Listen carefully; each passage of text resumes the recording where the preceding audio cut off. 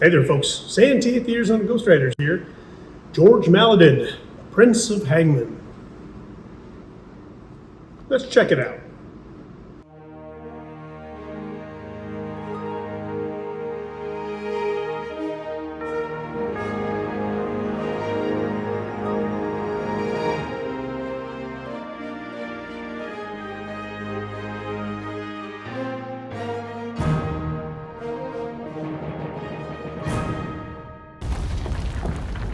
Have to know how tall your subject is, how much he weighs, his neck size, and how he feels about it all.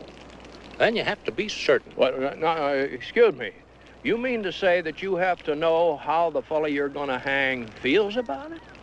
Oh, yes, sir. George Isaac Maledon was born on June 10th, 1830 in Germany.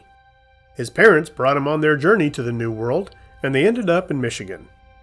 When George was old enough to venture out, he moved west and got a job as a law officer in Fort Smith, Arkansas. All right, hand over all money. Oh no. He served in the Arkansas Light Artillery during the Civil War, and when it was over, went right back to law enforcement. During the period of the Old West, Fort Smith was on the outskirts of a rough territory where outlaw gangs ran rampant. The federal court there needed a strong hand in dealing out justice, and that man was Judge Isaac Parker. Nicknamed the Hanging Judge, Isaac's job in the lawless region was a tough one. And there be hanged by the neck till he be dead, dead, dead. At this point, George Maledon was a U.S. Marshal working as a guard in the prison where he assisted at an execution. It was 1873, and it was the first hanging of the newly built Fort Smith gallows. The sentenced criminal was John Childress, who had murdered a man for his horse. Is that Judge Parker, the hanging judge? Yeah, he's a tough customer.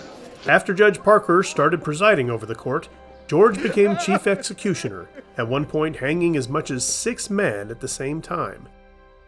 Judge Parker only ended up hanging 79 criminals during his career, of which at least 60 are credited to Maledon.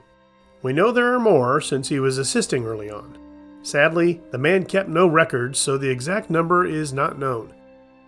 George eventually earned the nickname the Prince of Hangmen. He didn't always pull the lever on the trapdoor, but he did participate in some way.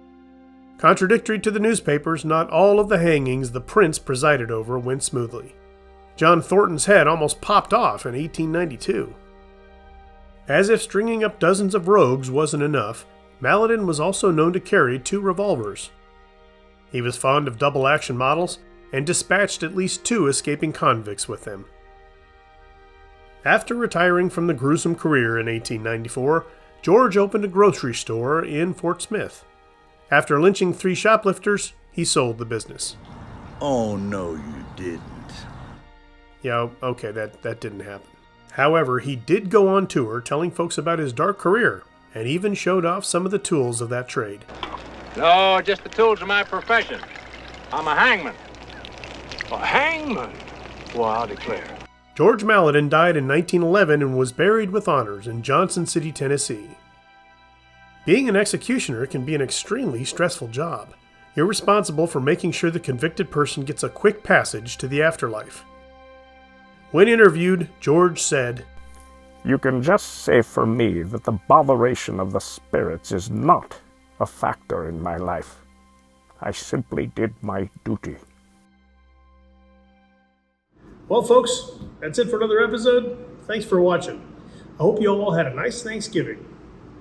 All right. As always, please like, share, and subscribe, and we'll see you on down the trail.